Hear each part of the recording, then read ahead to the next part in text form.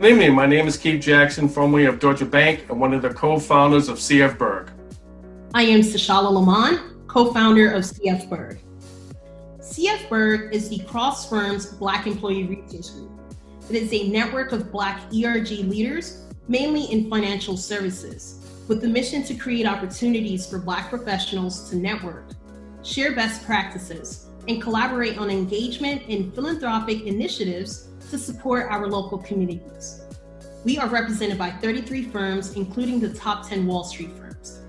The history of CFBERG was a basic conversation between myself and Sashala, because we only saw each other maybe twice a year, and I was one to celebrate Black History Month at one of our firms. We're doing a Black History Month event. And then for the last 5 years, we co-sponsored their holiday Christmas party. So we decided we wanted to do something that was continuous throughout the whole year. And in regards to that, our first major event that we did was last year, a Juneteenth event with activists to make a map. Now you say, why June 19th? What's the significance of June 19th? June 19th, 1865 was when the Union General made it to Galveston, Texas, and read the Emancipation Proclamation to those enslaved African Americans. But also we celebrate Juneteenth for knowledge sharing, reflections on the past and the future, and community and individual building. And although freedom was granted this long ago, Black people were not really free, as slavery continued into the 20th century under the new system called convict leasing and evolved into the new Jim Crow laws. And we see this today from schools to prison pipelines and private penitentiaries. And even as recent as 1963, people were still enslaved in the Deep South. Don't believe me? Look it up. And as we celebrate Juneteenth, and as Charlotte mentioned, with the given current events that have happened, we still have a long way to go. We certainly do, Keith. We do have a long way to go. And as we bring it back to these next 2 days, and with the overarching theme of moving beyond discussion, because we've been talking for a long time, moving beyond discussion to actions. We need you to stay tuned to both evenings as we have an incredible lineup of speakers with various expertise. And at the end, we will bring it all together as we close out with a call to action and the accountability that we will be looking for from all of you and a lot of these big corporations. We also want to take time out to acknowledge and thank the sponsoring firms for this 2-day event. Thank you. Yes, and also let's not forget a big thank you to our CFBERG Events Committee for bringing this all together. Yasmin Lauren, YJ Lauren Consulting, our event producer and moderator for today's event. Egwu Nwangpa from Bank of America, Erica Frey, Barclays, Renee Cummings, Deutsche Bank, Shawneel Campbell, UBS, Anna Wilkes, AllianceBernstein, Jonathan Ittler from Refinitiv, Bettina Dodwell from Goldman Sachs, Ololade Aduloju from Credit Suisse, and of course, Teguza for the production and logistics. Thank you. We would also like to take a moment of silence to remember all of those unarmed African American men and women who were recently and senselessly killed. Now for tonight, our moderator for tonight's event is Yasmin Laurent. She is Diversity and Talent Strategist of YLJ Laurent Consulting. Thank you all for joining this evening. My name is Yasmin Laurent, as Keith mentioned, and I will be your moderator for this evening. The theme for today's session is leveling the playing field, where we will be looking at how structural racism embedded in our country's founding created the inequitable barriers inherent in our laws, practices, and institutions today. We will be hearing from 3 amazing speakers addressing key issues affecting the Black communities and ways we can address them. But before we begin, I'd like to ask a few things of our participants. 1, we're asking you to be very open, be open-minded to discussion, but also be an active participant and listener. We want you to be involved in this discussion. Think of it more of a large brainstorming session, and more so the aspect of us coming together to actively think of ways to resolve some of these issues. We would like for you all to actively submit questions within the chat box, as well as our speakers are talking, we want you to submit your recommendations and suggestions as well. Ultimately, we intend on sifting through all this information and creating a resource guide that we can share to our 20 sponsoring companies. Our speakers will each be providing a foundational context in regards to their topics that are key to issues that are affecting our Black community, followed by a moderated Q&A. And then we will be opening it up to audience questions in a panel style discussion.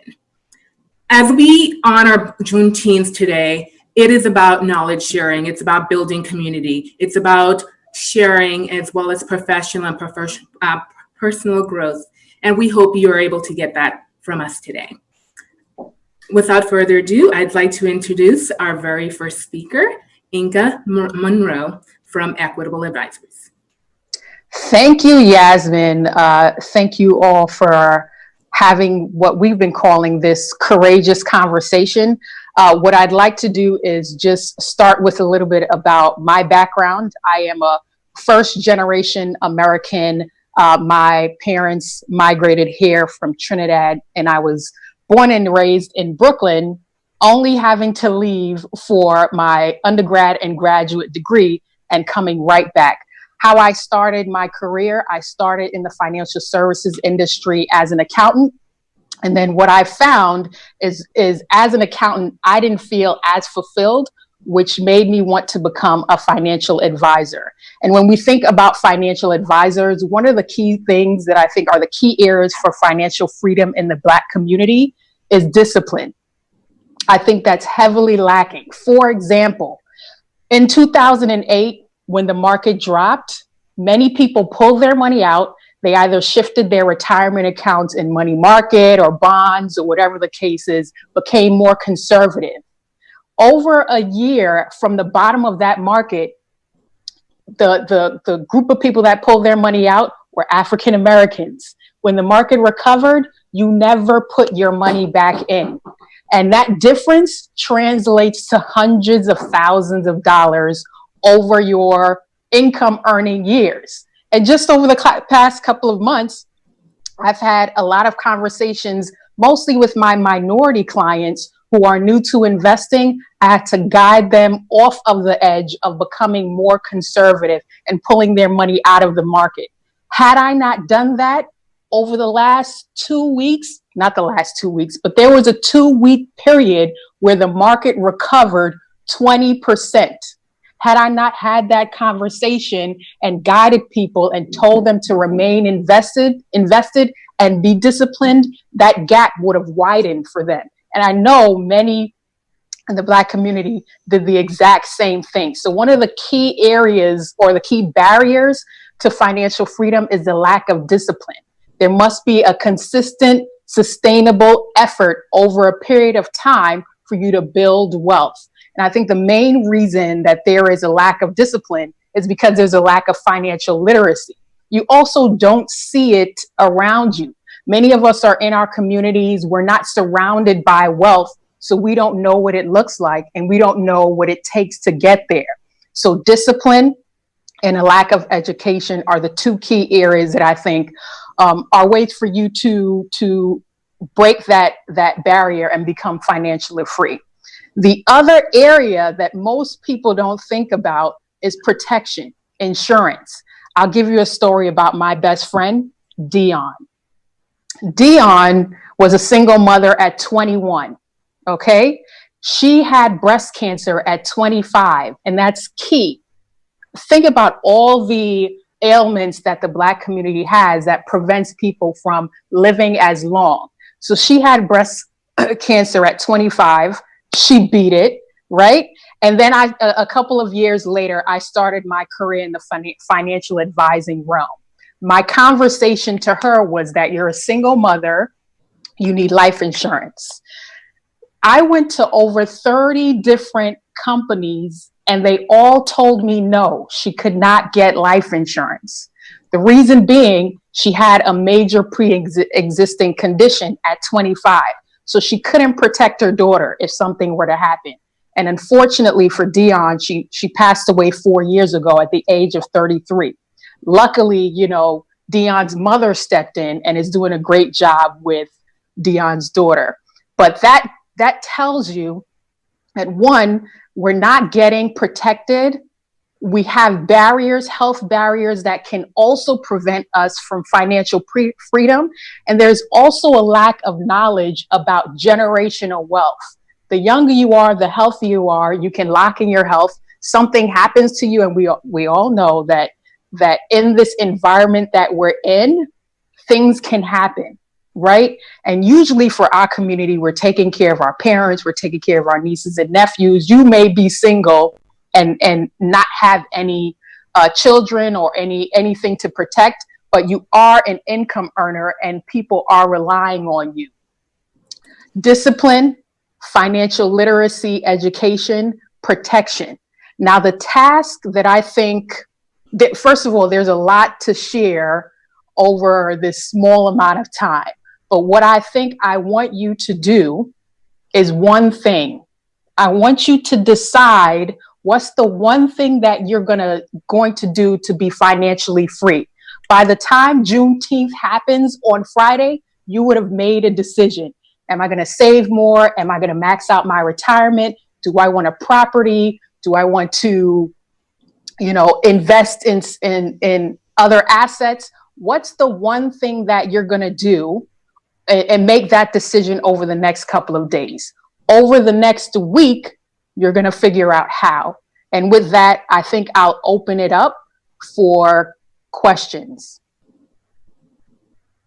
Can you hear me? We're good. Thank you, Ainka. Sure.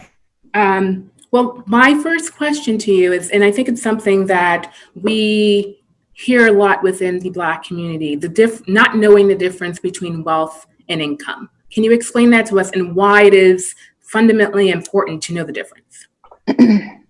Okay. So income is cash flow. It's money coming in, it's flowing into the household. Wealth is what you do with what I call net income. After you paid your expenses and whatever's left, what can I do to build wealth in the background? And wealth can be an asset, wealth can be an investment, but also wealth can be intangible because income can be depleted. You can lose your job, you can lose the opportunity to get income, but you have the wealth of knowledge so that you can regain that income and then build wealth over the long term. So income is cash flow. It's the ability to build wealth. Wealth is sustainable over time. It can be transferred. It can grow. It's sustainable. Income, it's not as flexible or tangible or profitable or equitable as wealth. And the second part of your question was? Why is it fundamentally important to know the difference? Okay. It's important to know the difference because, one, I know teachers who are millionaires. I know nurses who are millionaires, and their income never reached 6 figures. However, I know people that are in corporate who are making 6 figures. They have what we believe is wealth, but the income does not yield the opportunity to build wealth. Why? Because as they gain more income, their lifestyle changes, and that net income, the ability to earn or grow or build assets or any of those things, does not grow with your income. So income is not necessarily the ideal situation for you to build wealth if you don't know the net value of that income, because most people tend to have this desire, I'm not making enough. I'm not making enough. But then as you earn more, your lifestyle changes and your ability to earn and build wealth also does not remain the same, yet your lifestyle changes. So I think that's a huge, huge point I hope people take home. The income that you earn is not necessarily the deal breaker to build wealth. So looking at history in itself and recognizing for the Black community, one of the biggest barriers to financial freedom right now is the aspect that Black people in US history did not have the capacity to build wealth. They were considered property. They didn't have anything to pass down because not until the late 1800s were they allowed to own property. So with that being said, how do we look at where we currently are now and think of the impact that institutional racism and everything else and within the US history have had and the impact it's had on where we currently are as a population, as Black Americans? So we have to look at as I mentioned earlier, there's the biggest barrier, the biggest issue is financial literacy. And once we start educating ourselves and trusting that process, then we can rebuild. I mentioned the ability to build wealth. Even if you've lost it, you have that knowledge to recreate that wealth. We lost everything over time. We now have to rebuild our education, and we now have to trust the process. What I found is the biggest barrier to financial freedom within the Black community is a bit of fear. Oftentimes, fear is paralyzing, and it's because of the unknown. I'm not ready to invest because I think I'm going to lose money. I'm not going to do this, and they make XYZ excuses, not understanding that this is the way to do it. So I think the main aspect that we need to do as a community is become financially literate. So, and what you're saying as well, we think about it's a shift in mindset and Correct. recognizing a lot of the industry in itself. I know some banks that currently have financial literacy programs. So what else can the industry do to help shift that mindset, recognizing that maybe people just don't know where to go, where to get the resources, how to find out this information?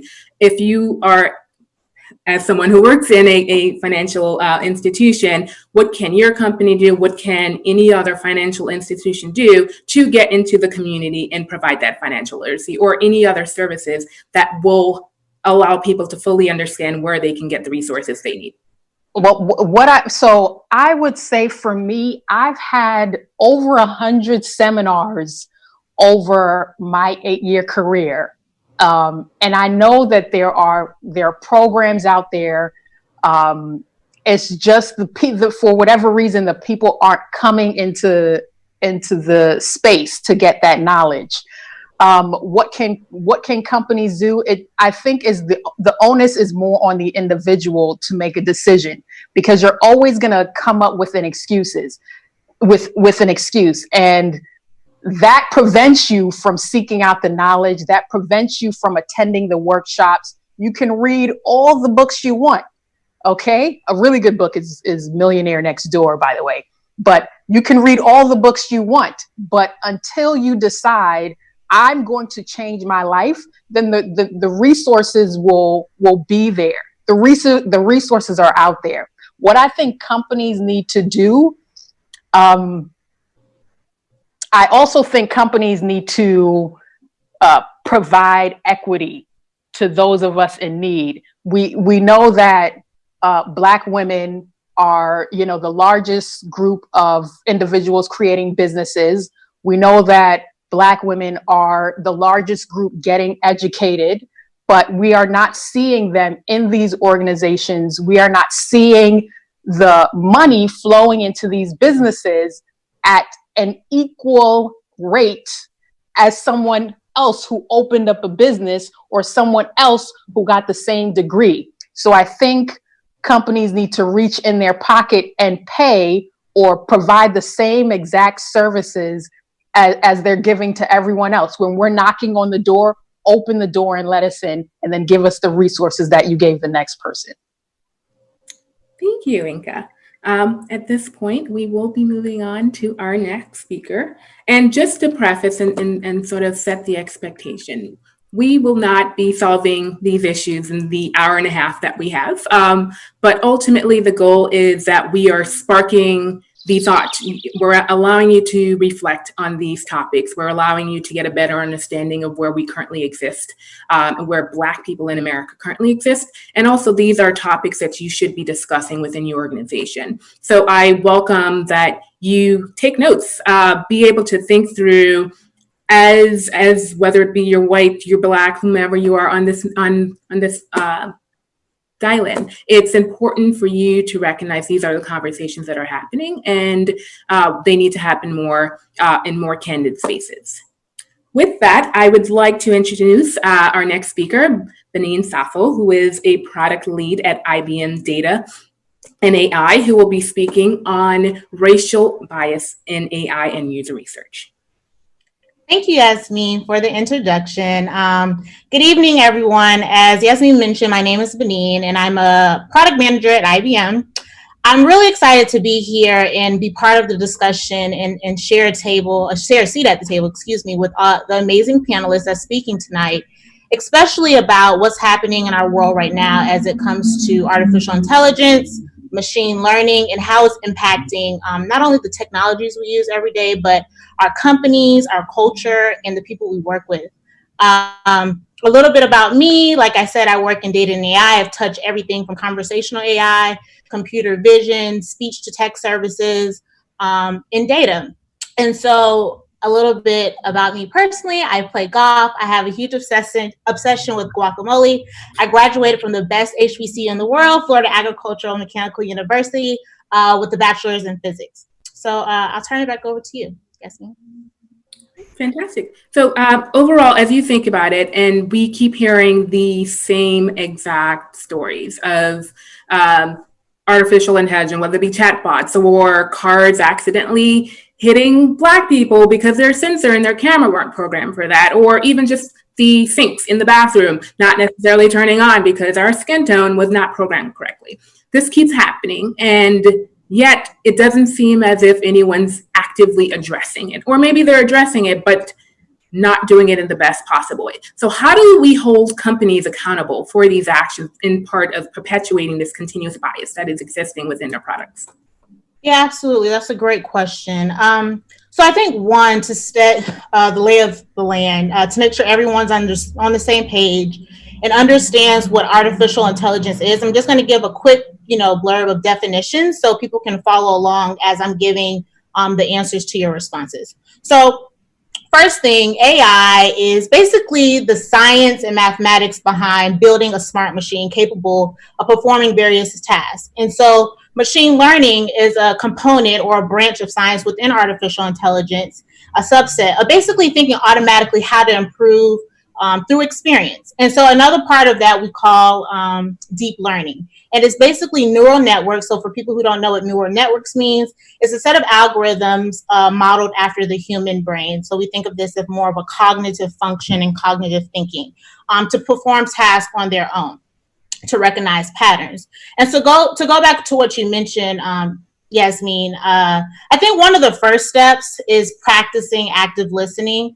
We're going to touch on this a little bit later, but like I said, I think AI is one of those things that has to be learned, and the various biases and racial oppression and various systematic use cases that I think that's come up within the last couple of weeks. It's not new. It's not nothing that is not new, I would say, but it is alarming, and it is something that we all should be very cautious and aware about. And I know one thing IBM has done a very great job at leading in this space is making sure that we're praying active listening and a sense of understanding, not only to learn and launch precision and urgency to address these matters, but to be able to make sure that we're investing in our employees and people around us who are inventing and preparing and building this technology.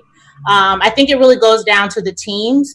Who are on these teams? Who are people that are building the products? Being a product manager, that's one of my main duties, not to just build and set requirements and create the scope of what we're building in a roadmap, but work cross-functionally with other areas, stakeholders, whether that's design, development, marketing, to make sure that we're ensuring that we're not just putting something out there for a false cause, right? And making sure that all parties are included when it comes to the development of the tech that we're building. So who should be responsible for this? And thinking through when something is being built within a company, is there a set person that should be held accountable to ensure before the data set in that product is deployed that it is free of bias? And once again, these are my personal opinions. I honestly think it's everyone. I know that might be a very short-lived answer, but it's everyone. I think where it comes to board of directors, whether it's your GM, the data and AI within my organization, a director, all the way down to the new hire, the intern, it's everyone's job. Everyone has a place to make impact when it comes to these various designs, development. I think we can't keep pushing it on one person. I think that's why we're coming up with all these varying issues, boiling up now that have burst to the surface of why we're not included, why we don't have a seat at the table, why our voices are not being heard, and the various research needed to build out these technologies is not being incorporated. So I think it's very important that everybody takes responsibility and ownership in making sure that efforts are led across the various organizations to make sure, whether it comes to training data, like I said, the branding behind whatever you're putting out, whether it's a service or product, is something that is inclusive. And everybody takes full responsibility and onus to just speak up, be honest and transparent about whatever it is that, comes to mind, and make sure that wherever you're working, it's a company and an environment that foster that, because it's very difficult. We're building technology that people use day to day to make decisions, right? To power our society forward. Data is the king in all of that. And so if people don't feel empowered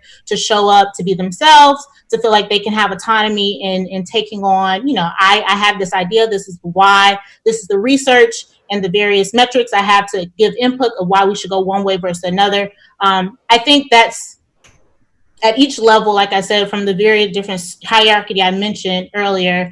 If people don't have that kind of, leadership in mind to feel that they can accountable to show up, it won't work. So the short question, response is everybody. Well, and speaking specifically about IBM, they've very much so for decades have been in the forefront as it comes to D&I initiatives. In particular, 1953 establishing their Equal Policy Act, which allowed for non-segregated workspaces, particularly recognizing that they were opening locations in the South. And then in 1985, establishing 8 of their diversity task force, which is far beyond the initiatives that have been taken by many tech companies and which did not happen until, let's say, the late 2000s. And now with them announcing that they are completely canceling their facial recognition program and are essentially pushing for debate on whether this program should be used in policing overall. Why has the organization in itself feel so empowered in many cases to, let's rephrase that. Why has diversity been so significant to IBM? And in what role can we see their morality and the actions that they're taking be carried out in many other companies that are similar to them? Yeah, so I'll start with the latter part of your question. So IBM not only is one of the great places I get to do my work every day, I think we've taken a huge stand, not only with that announcement that was made last week. I completely stand and so proud of our CEO, Arvind Crenshaw, for submitting that letter to Congress to talk about and outline the details and policies around why we want to kind of advance this racial equity in our nation right now. But I don't know if you've known, and people who are on the call, I'm sure who are IBMers, we recently launched this pledge around embrace, embrace with race in parentheses. And it's really around like 4 different pillars. Internal engagement, to make sure, like I said earlier, people are listening. These are the actions we're taking internally, making sure we're talking to allies, making sure we're able to share our voices, making sure that we're able to ask our leaders, how can we sustain a place to take action?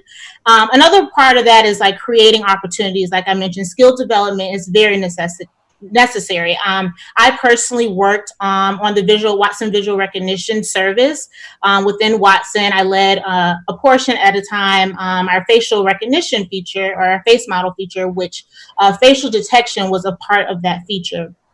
And like I said, at the time, it was imperative that we provided a service that provided an output and a JSON file people were comfortable with.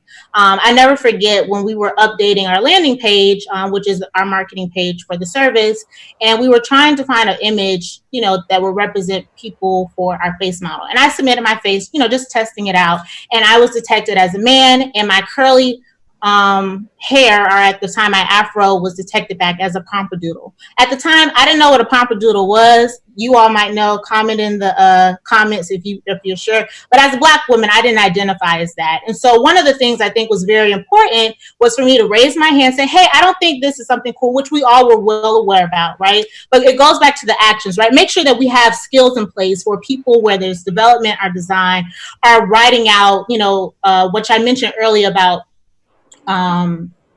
unsupervised learning and supervised learning, to make sure you can label out, right, the training data sets. It's not just about the image or whatever kind of data you're using to train on, right? To make sure things are labeled appropriately, to be able to identify when you're submitting an input, it recognizes it on the output, right? Those are all various skills that design, development, and people would have. And 2 more points is using technology for good, right? Product inclusion, facial recognition is one of those. It wasn't inclusive of making sure that everyone was in the know for good, right? And making sure we work with all various working parties to make sure that is implemented. And being a policy advocate, I think definitely Arvin mentioned social justice, supporting Black businesses, matching donations. They've given us a lot of resources where we can do this kind of work. And I'm really proud about that. And I say, secondly, at large, you mentioned some of these use cases earlier. Unfortunately, within law enforcement, it's such a sensitive topic around facial recognition technology to identify people, and that knowledge is not something that they can consent to, right? Like, just imagine they're doing this in China and other parts of the world where you are able to be recognized in the photo, and your credit can go down. All these other varying factors can be submitted on your behalf without your consent. So there's a lot of privacy regulations that IBM is very cautious and guarded on. And I am really proud. We've seen other companies like Amazon and Microsoft follow suit with the banning of this technology. I still have some, I guess, what's the word? I support the discussion, because there are a lot of positive use cases that facial recognition can be used for. I have a brother, he's a Black boy, whether there's in rural areas or in a more urban environment, I want the system to be able to detect his face as somebody, versus the animal, and, crossing the street or a car. So I think, at large, we know that we've definitely come up to the point where the pimple is popped, right? The pudding is in the magic, and people want answers. Nobody wants to continue to be discriminated against for something that is illegal and is a human right. And so I'm really proud that we put out this. Like I said, this is something that IBM has been working on for a very long time.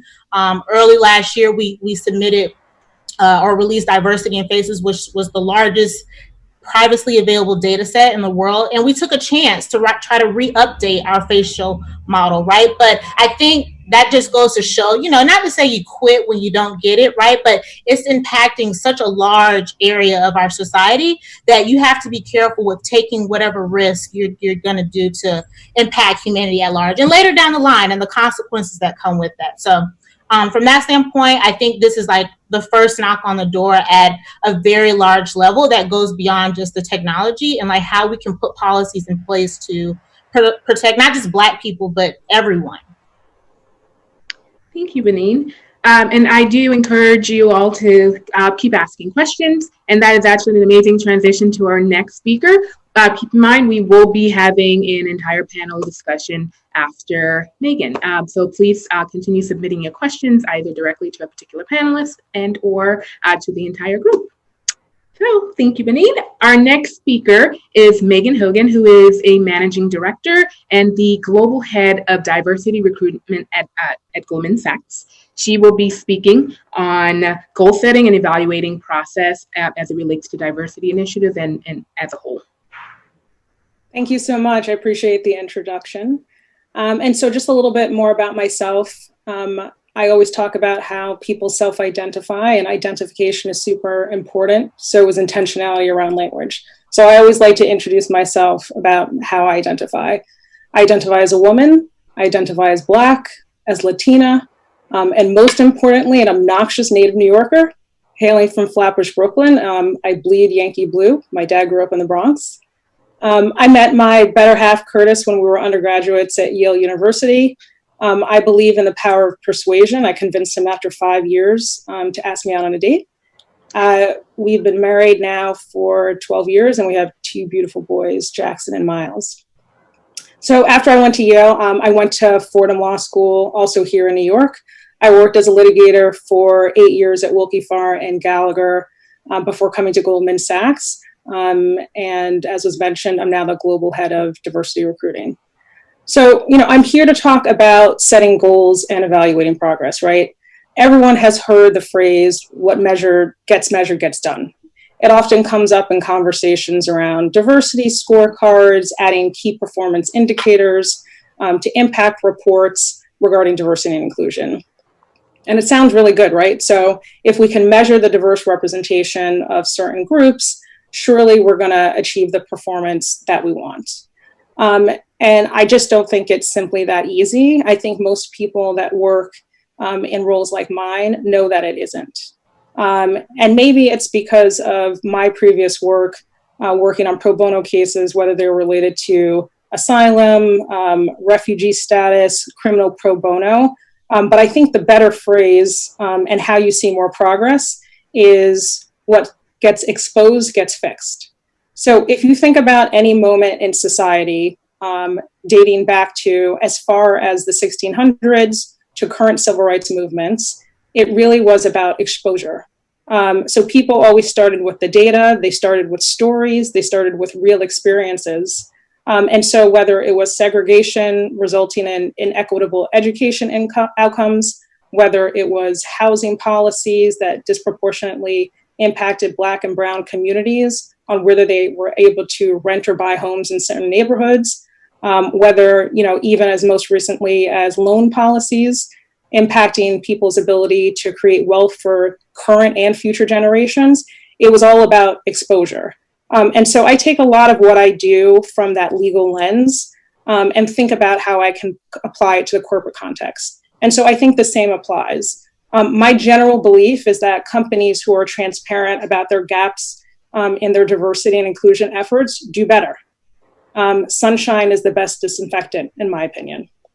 And so by communicating those gaps and then being very result oriented when it comes to communicating goals, I think is super important. And it also leads to instant accountability. So when you think about it, you talk about where your gaps are, you talk about how you're setting goals to see better results. You have accountability from the people within your company, obviously. Your clients are holding you accountable. Your shareholders are holding you accountable. And I think over the last 5 to 10 years, we've seen more activist shareholders. We've seen clients who have demanded that they want to see people, especially on the wealth management teams that they work with, have diversity. We've seen law firms, in-house counsel, really being demanded by their clients. Some of, people who are on this call, including IBM, I know, has really pushed the needle on that, making sure that the lawyers that work for them and represent them are diverse attorneys. And so it's important that we're making sure that not only are we being very transparent and candid with where we can make further strides in diversity and inclusion, but it really meaningfully impacts how we connect with our candidates as well. And so my role, obviously, in diversity recruiting, I'm getting asked this question all the time, whether it's from recent students or graduates, lateral hires. They all want to know how we're impacting diversity and inclusion, and not just on their hiring piece, but also on diversity within our promotions, diversity within leadership roles, diversity on our committees. And so it's really important to think about the complete talent lifecycle. It's not just a recruiting problem, which I think a lot of people think they can recruit their way out of this by bringing in talent. It's about how you are thoughtful about retention policies, development policies, who people aspire to be. Because quite frankly, I hear from a lot of students that say, I can't aspire to work at a company where I don't see myself reflected, right? So we need to be really thoughtful about all of these things and also make sure that we're really putting our money where our mouth is. So I'm really proud of the fact that our CEO, David Solomon, has not only said that he wants us to meet aspirational goals for our hiring, but also, puts goals against who we do business with. And so starting July 1st, I think a lot of people have seen the press that we won't take a company public unless they have diversity on their board. We also have a very strict vendor code of conduct where our vendors and our subcontractors also have to commit to advancing diversity and inclusion. So when people think about, setting goals and progress, it can't be in silos. It really has to be across the holistic landscape of the talent cycle. And also, if you're really invested, you're holding everybody that you come in contact with, like I said, vendors, clients, whoever it may be, you're holding them accountable as well. And that adds instant credibility. And so, I'm happy to answer any questions, but I think in terms of where I've seen the most progress, I'm really encouraged by companies, most recently tech firms, who are sharing more of their data around the representation in each title of their companies. And I think it will really result in lasting change. Thank you, Megan. Well, actually, speaking to your last statement and recognizing that there has been so many articles and reports on diversity initiatives at corporate organizations just failing. What can we do about that? And from your perspective, what have been two main initiatives that you've seen work very well? So I would say bringing people together in cohorts and demystifying what it means to work at an organization like Goldman Sachs is really important. We can do all the marketing we want, we can go to various campuses, but it's really important to bring people into the firm. And now, obviously, in this virtual environment, also giving people exposure opportunities where they're coming together, whether it's Zoom or global meets or otherwise, to really hear from senior leadership at the firm. And again, to see what they aspire to be. So having our Black, Hispanic, Latinx, LGBT, neurodiverse, whatever it may be, leaders really have these candid conversations and show their authenticity in terms of how they showed up to Goldman Sachs, why they stayed at Goldman Sachs, and why currently they're trying to bring more people in, I think is super important. And being thoughtful about the awareness in terms of how people need to collectively come together. So I think about our HBCU Leadership Summit. So starting about 3 years ago, we have pulled in, the first summit of its kind where we bring only HBCU students. And so Benin, I'm looking at you as a FAMU grad. Really excitingly to bring in that cohort of students who normally say when we go to their campuses, quite frankly, I don't know what it means to work in investment banking. My perception is that it is for white men exclusively. I don't know that I'm going to have that same opportunity set, even if I get the job, the same opportunities for exposure, for client relationships, wherever it may be. It seems like I'm already going to be 7 steps behind my peers. And so what we have to do is be very intentional about growth mindset for those students and saying, no, you can and should work at a place like Goldman Sachs. We have an entire HBCU alliance dedicated to making sure that you know about the opportunity set across the firm. And once you get here, you will have alignments and engagement with not just that community, but people within affinity networks that can make sure that people are mentored, developed, and guided in every way that other majority groups are. And so you can't sugarcoat it with, we're really thoughtful about how we want to bring Black talent into the firm. No, we say, HBCU students, we are invested in you. We want you here to work at the firm. We're bringing 150 of you to our 200 West campus for 3 days so that you can meet people who look like you, who want to see you at the firm. You need to be that intentional. And so I'm really proud, that when we started this program, I think there was a lot of disbelief about bringing this many students to the firm. And they were mostly freshmen and sophomores. And some people said, well, that's the long game, right? They could work somewhere else for 2 summers and you never get them back. But that's how big our investment is.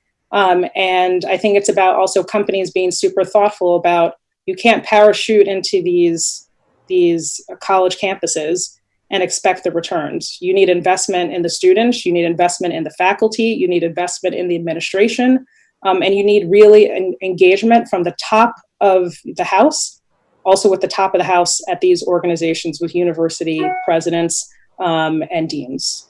And so I'm proud particularly of that particular summit and really excited to hold it for its 4th year this fall. Awesome. And as we think about recruiting in general, and particularly diversity recruiting, what are the greatest misconceptions that you hear about hiring Black and brown people, and how do we demystify those?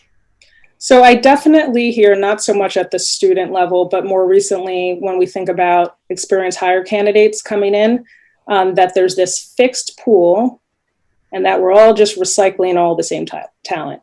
You know, let's make up the number 100. There are 100 Black VPs on earth and all the companies are vying for them. And so a lot of my work is demystifying that there is a fixed pool and that all the companies are going after the same talent. I come from obviously a different sector, and we have to think about the translatable skill set of many, many thousands, many, many millions of people across the globe who can work in different jobs at Goldman Sachs. No one would have said, looking at my resume immediately, okay, she was an insurance attorney. I didn't put that first part in because it's so boring, even when I just say the phrase. But, oh, this insurance attorney can now head diversity recruiting. Doesn't necessarily match. But how you position it is, well, she's communicating in front of clients and courts, so she has great stakeholder management, oral and written communication skills. Lawyers generally have good judgment, analytical skills, you know, in the work that she did. That's translatable to tons of roles. And so my job is really making sure that when people say, you know, this resume doesn't match, or I don't see a fit here, it's really me pushing and saying, how does this skill set not translate to this job? And really making sure that people can articulate why it's not going to work. And sometimes, fine, it doesn't. But I would say 9 times out of 10, it does. So that's half of my job, I would say, is demystifying this, you know, noble universe of talent, particularly Black and Latinx talent, and making people know, you know, there's a lot more people out there. How do we trickle that within organizations, within business units in itself? It's great when we have amazing people like yourself who are staying on top of business leaders to tell them to look outside that traditional box. How do we hold other talent acquisition people the same? I can think of an example of myself, of one of my former colleagues who actually was hiring in tech and simply was complaining about the lack of Black and brown people in a pipeline. And my response to her was, well, give me an hour, I will fill this room up.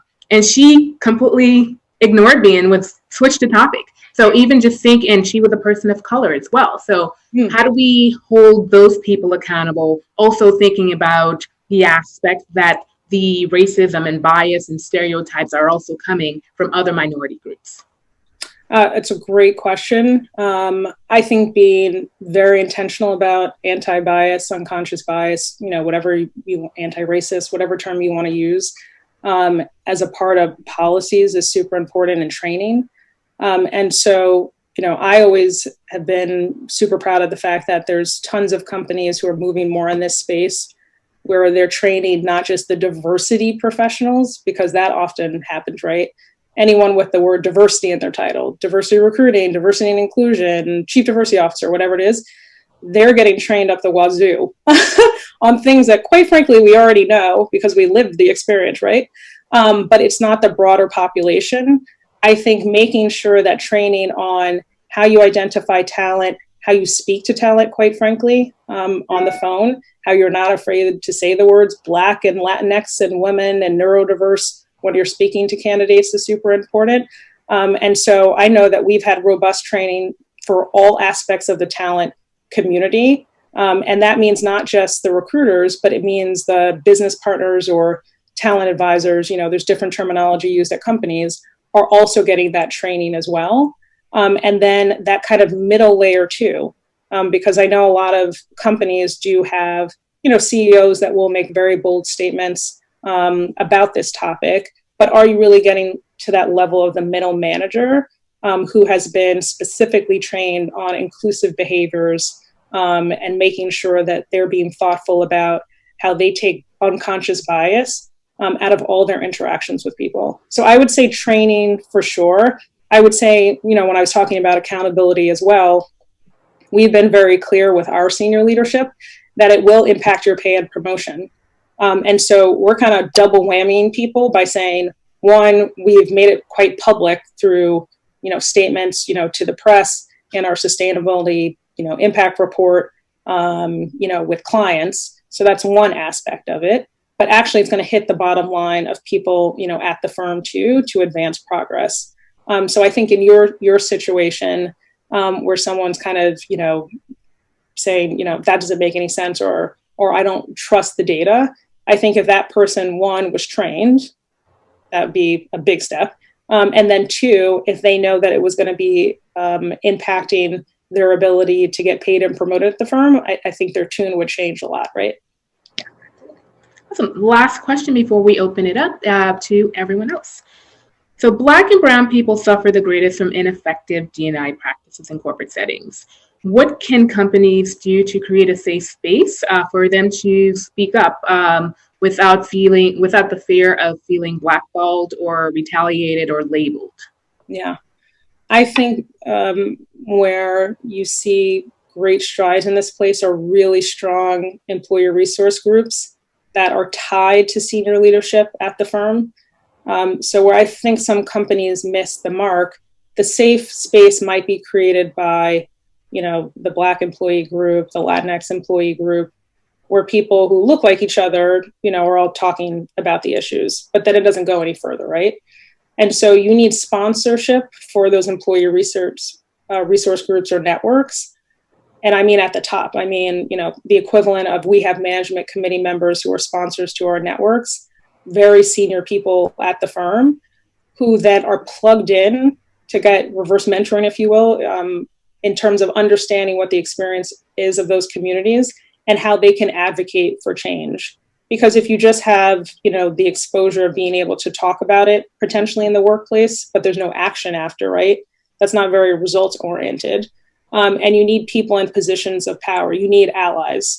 So I would say, in these challenging times, I've been incredibly comforted over the last couple of weeks. I was about to say months, but it really only has been a couple of weeks, in particular where we've seen, an uptick in violence against Black communities by the fact that, an outpouring of reach outs or engagement hasn't just been from people that look like me and in my peer set, but, the senior most people at the firm who don't look like me, who haven't had the experience. And sometimes, quite frankly, people who maybe I haven't even talked to, but they know that this is a trying time for this community.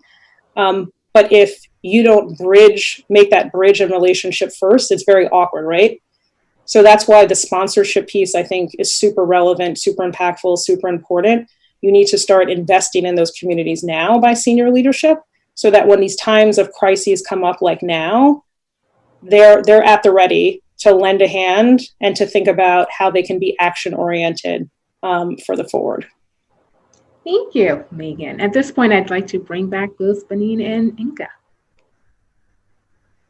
All right. So I have a slew of questions that will be, please feel free to, if it applies to any of you or if you want to comment. So my first question to anyone who'd like to answer is, we've seen a long list of companies right now doing a lot of performative allyship and a lot of rah-rah. How do we ensure that these companies are actually taking action, actually stepping forward once the cameras are gone, once the lights and glitz is away, and they're actually making actionable steps and sustainable steps towards change?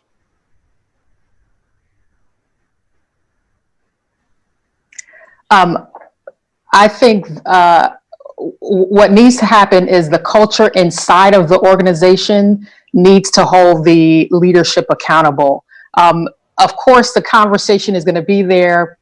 Black Lives Matter, which is great. No one is going to follow through if no one in that organization is pushing the ball forward. So there needs to be a group or leadership or maybe the ERG groups need to remind them that this is the promise that you made. We need a timeline with that promise. And if not, then this group of diversity is going to leave. So unless there is some accountability, then I don't think any action is going to be taken.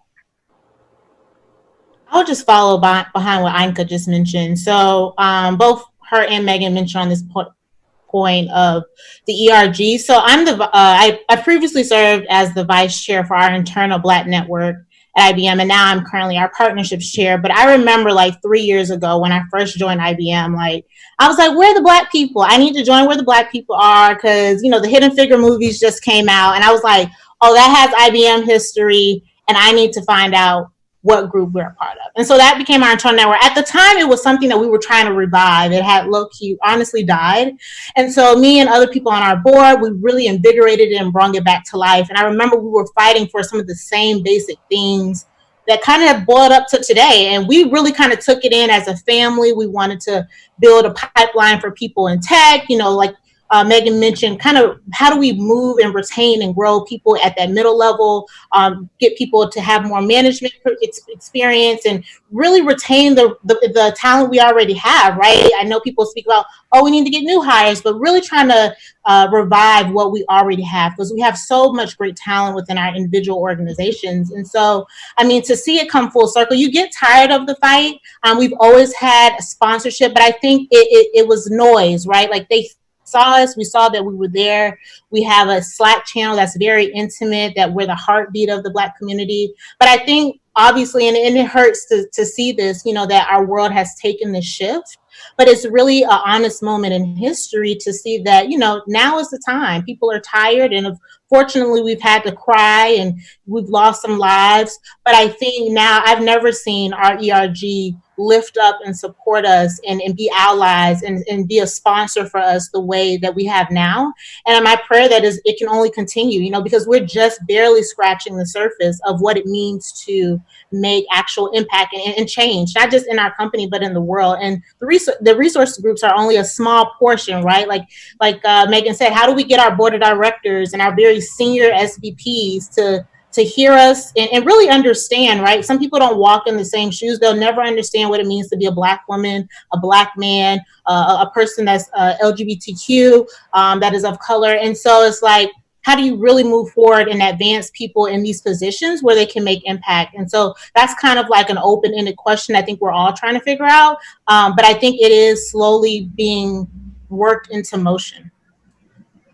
I would just say one more thing is not to be too practical about it, but I agree with all of that. And on the accountability piece, sometimes it's just, we are going to meet on a bi-monthly, quarterly, whatever basis on this topic. It's on a calendar. It's coming up in your Outlook. You're going to get reminded. I'm going to remind you. I think is super important. I would say one silver lining, related to us all being virtual and at home, is I actually think that it's fostered more challenging conversations than if we were together. There's a little less sting when you're in this virtual environment and then you shut the computer off and you're not walking next to that person to get coffee the next day, right?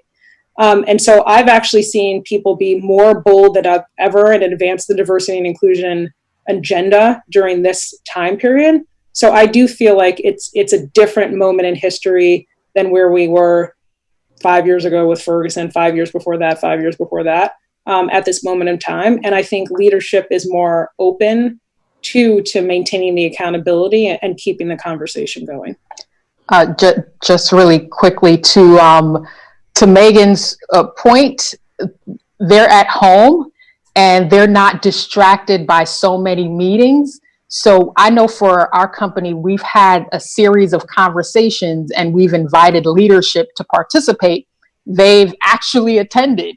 And many times their calendars are booked where they're not able to attend and actually hear what we have to say. So I feel like the flame is lit right now, and we need to just keep blowing on the flame and making sure that this message is repetitive. And now that we're inside, it's a great opportunity to leverage the flexibility that people have now.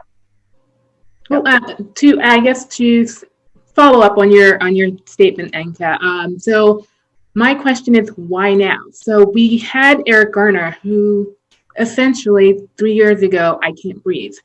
We are on 155 years of Juneteenth.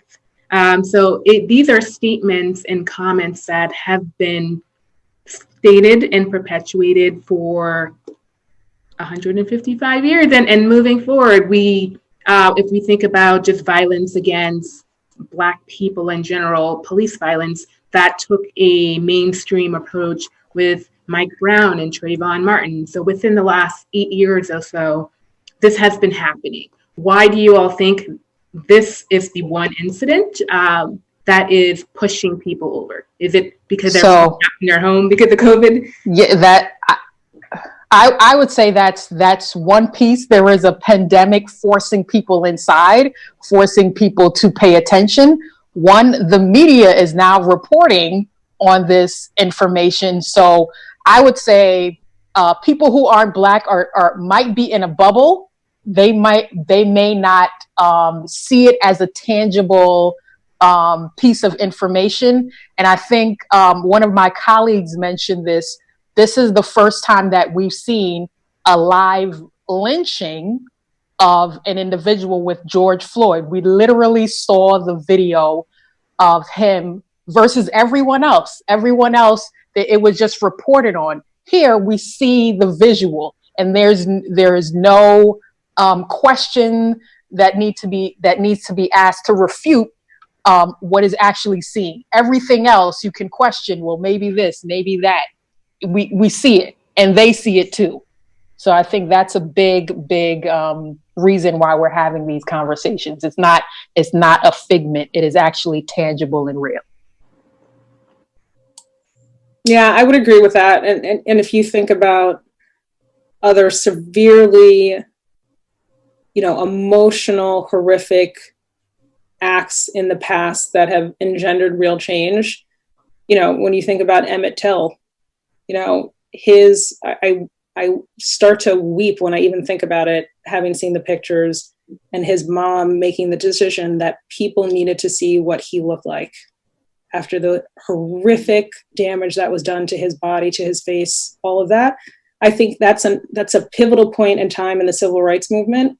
And I think we're at a pivotal time too, to Ainka's point, having seen that video. It's horrific. For anyone who can stomach, watching it, and personally I haven't, just because I'm too much of an emotional wreck at this point. I think of my two boys when I see videos like this. It's too much for me. But for people who could stand to watch it, it didn't matter where you came from. This is something I've talked a lot about with white colleagues. There was a visceral emotional reaction seeing what happened to that man. And so we're at a point in time where I think the discussion now, we've seen, the fueling discussion not only at companies, seeing protests in the street, seeing money, being put into a lot of small organizations, big organizations, to be really thinking about how we think about discrimination across all kinds of sectors, not just police sectors, but this has also engendered a lot of conversation, when it comes to wealth management and creation and housing, and how they all come together, in systemic racism generally in the country, right? And so I think the focus has been, police most recently, but my hope is that we're all working towards different aspects of how we're going to dismantle discrimination and racism in lots of different sectors, because there's a lot of work to do.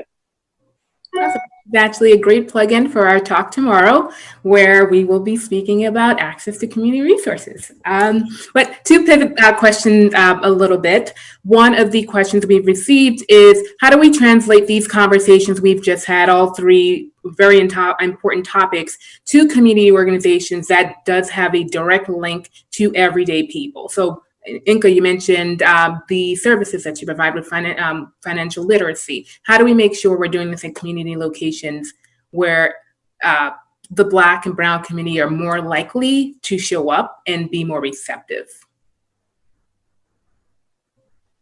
I will say, for me, I sit on the board of National Association of Black Accountants, NABA, And what we do is we have a financial literacy committee.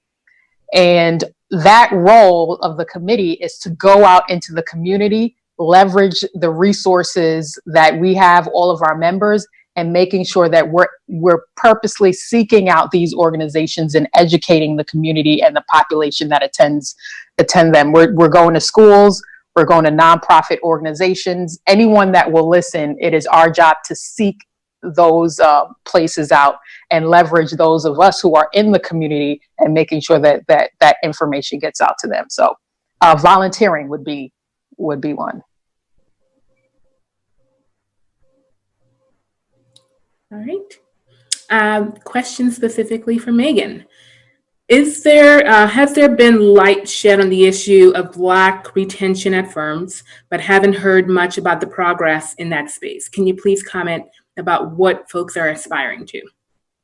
Yeah, so I think specifically on the retention front, we work in partnership we have a whole dedicated diversity and inclusion team. And so my team focuses on the recruiting aspect. Another team in partnership with us, focuses on the inclusion piece, the retention, the development piece. And I would say, for anyone watching who's working for a company or quite frankly, a school who's really invested, they need to be really thoughtful about having a dedicated resource on both fronts. Because what I hear a lot of is, oh yeah, I'm the head of diversity. And I'm like, aren't you a lawyer? Aren't you a doctor? Aren't you an educator? How are you doing a full-time job and then dedicating time to advancing D&I for like 10,000 people at your firm? Doesn't make any sense to me.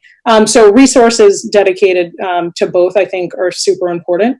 And on retention in particular, I think we think of it about the role of the manager. I think a lot of people don't triangulate in terms of people's experiences at the firm. Is that, if anything, it's managers that need to be fixed and trained and developed to be better managers for people, not the employees. So sometimes I think there's an overemphasis on what are we doing, for Black and brown talent in terms of making sure that they stay at the firm and putting them into programs. And while mentor and sponsorship, I think, is super important, when we get to why people leave firms, it's their day-to-day managers. It's not necessarily the organization or the board or, senior leadership. It's really the person that they're interacting with, who they're getting their clients from, who they're getting their projects from. And so what we've been really focused on, for I think probably the last 6 to 7 years, in concert with Professor Mahzarine Banaji, who's amazing, and a whole learning and engagement staff dedicated to diversity. Shout out to Catherine Green and Carrie Ann Benjamin if they're watching. But they're really focused on how are we making sure that we develop managers who are going to support their employees, regardless of background, who are going to build bridges across differences, who are going to find commonalities across differences. And I think that's actually been the biggest win for the firm over the last decade, is more focus on the manager than the diverse employees, if that makes sense.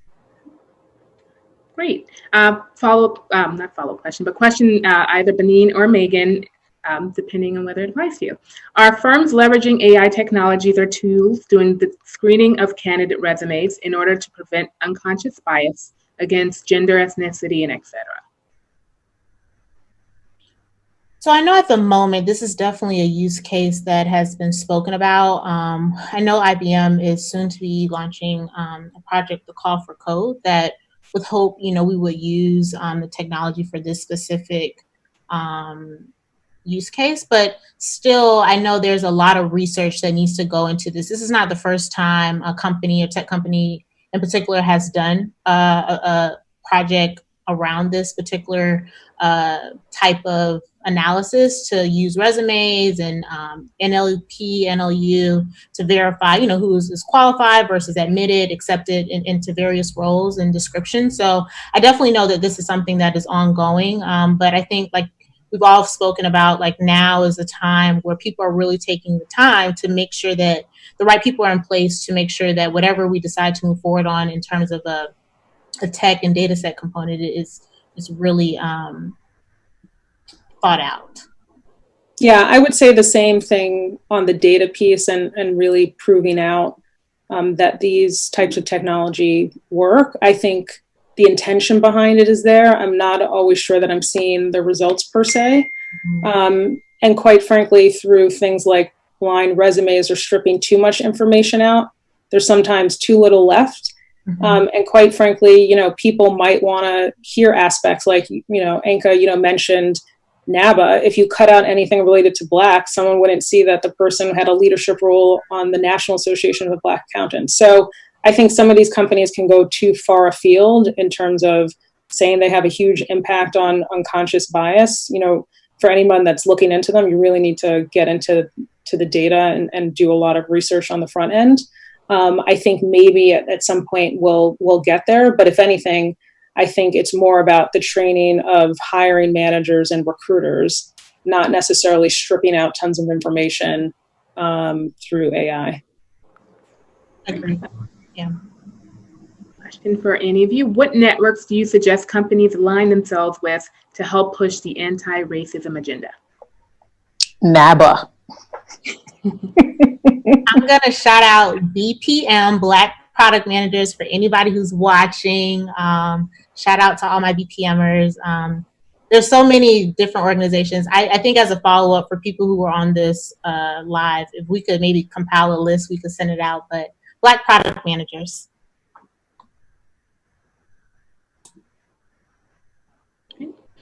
How do we best identify people that are diversity aware? We strive to continue to hire diversity, but we also want to make sure when we do hire diverse, they are diversity aware.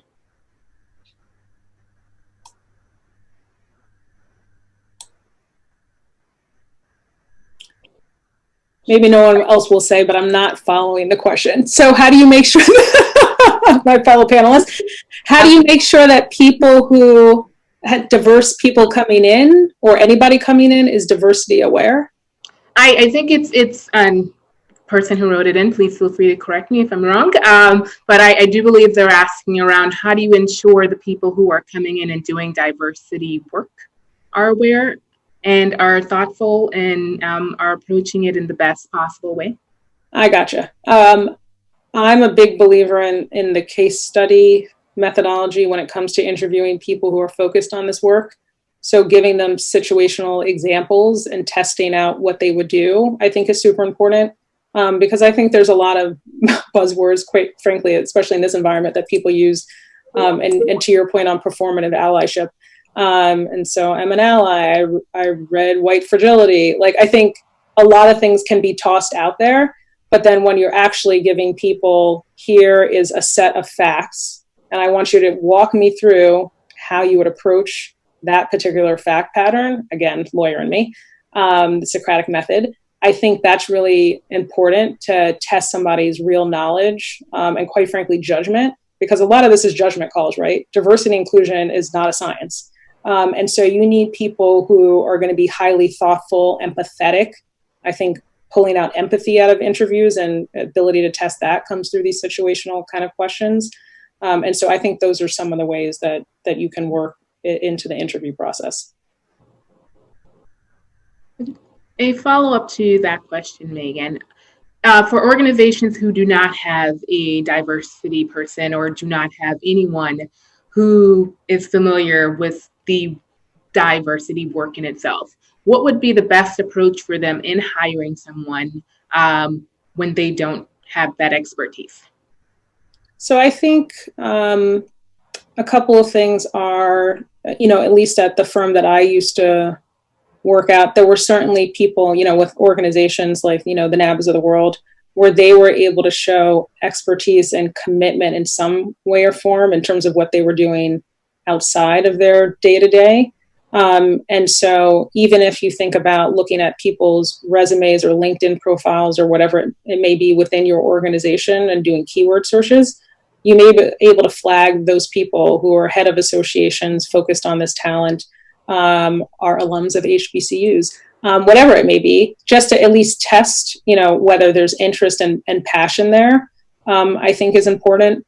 If you're going to start from the base level of finding someone within your organization to put in some of the time, and then think about the full kind of time opportunity. There are plenty of people, like me and others, who started in particular roles, and because they became so passionate about advancing D&I, they made it their full-time job.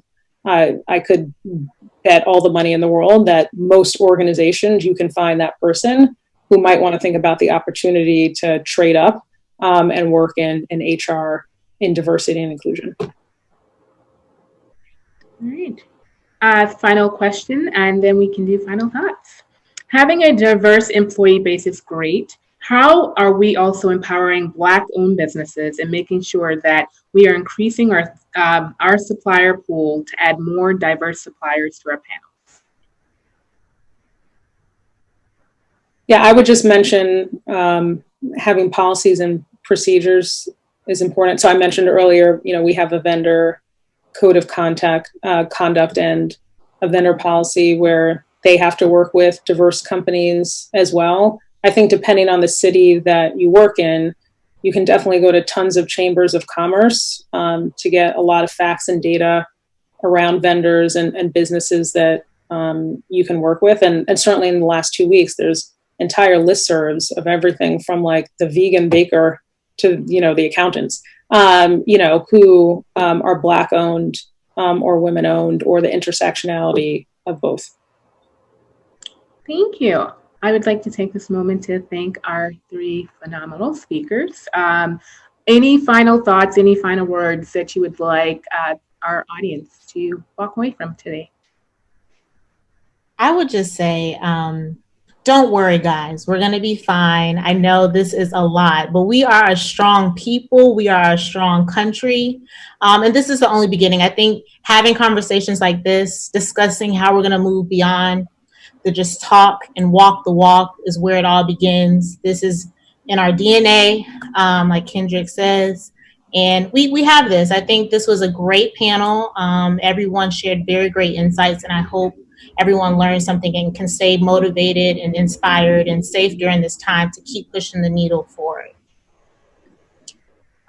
From a financial perspective, what I'd like people to do, and I mentioned this earlier, is to make a decision on what's the first thing that they're going to do to become financially free. Am I going to pay off my debt? Am I going to focus on savings? Am I going to do retirement? Whatever the case is, make that decision. And then the next 7 days after that, find out the how, whether it's I'm going to save this amount of money over the next 6 months. I am going to speak to a professional regarding my credit. I'm going to speak to a financial advisor regarding retirement and estate planning. So first decide and then find out the how over the next 10 days. I like to put a timeline because oftentimes we think and we love the idea, but it's not actionable. So, and I'll leave it with that. Yeah, in terms of a lasting thought, I would say mental wellness is key to getting through this period and the beyond. There's a long way to go. And so, my panelists have given great advice. I would just add that taking time and space to reflect and enjoy the time that we do have with, family and friends in whatever capacity is super important. I spent 2 hours doing a watching party and a Q&A before Insecure on Sunday night. Was it the best use of my time? I think so. Because I got a break. I got to hear Miguel sing. And I completely reset and didn't have the Sunday scaries, to start the work again on Monday morning. And so really take care of yourselves. This is taxing and is emotional. And so we need to foster, periods of time where we're completely off social media, not reading the news on this subject, and making sure that we're keeping ourselves well for, the marathon we have ahead of us. Thank you, ladies. So as we mentioned at the top of the hour, this is a 2-day speaker series. Tomorrow we will be diving in further into financial freedom and the thoughts around how to become more financially free by diving into the wealth gap as well as looking into mental health in communities of color, and then speaking in regards to access to resources and how that impacts the Black and Brown community as a whole. So looking overall at social disparities and how the lack of those items impacts those communities. And if you have any questions, any thoughts, any follow-up at all, please feel free to reach out to us to crossfirmberg@gmail.com. And I'd like to just leave you on a few parting words. Ultimately, as we look at what's happening now and in general, and although it may not be overtly slavery, it may not be overtly Black codes or Jim Crow law, it is still an action of it. It is still part of it. It's just being called a completely different name now. So it's important for us to recognize the past. We celebrate Juneteenth, and part of celebrating Juneteenth is remembering our heritage, remembering our culture, remembering what happened before, so that we don't repeat it in the future. So it's important for us recognizing we are 155 years post-emancipation, post-Juneteenth, that we are still very much in the place that we are. But ultimately, as Benin mentioned as well, we are a resilient people. There will always be striving. We will continue driving forward that. It's a matter of how do we effectively get the right allies to help support that work? And how do we hold brands and companies and other people within our groups in our world to help us drive that forward as well? Because as we've noticed, if we do not have that support, we end up in the same cycle of institutional racism, and which has been embedded in this country since the Constitution. So with that, I close this evening, but I thank you all so much for joining us, and we look forward to seeing you all tomorrow. Have a good evening.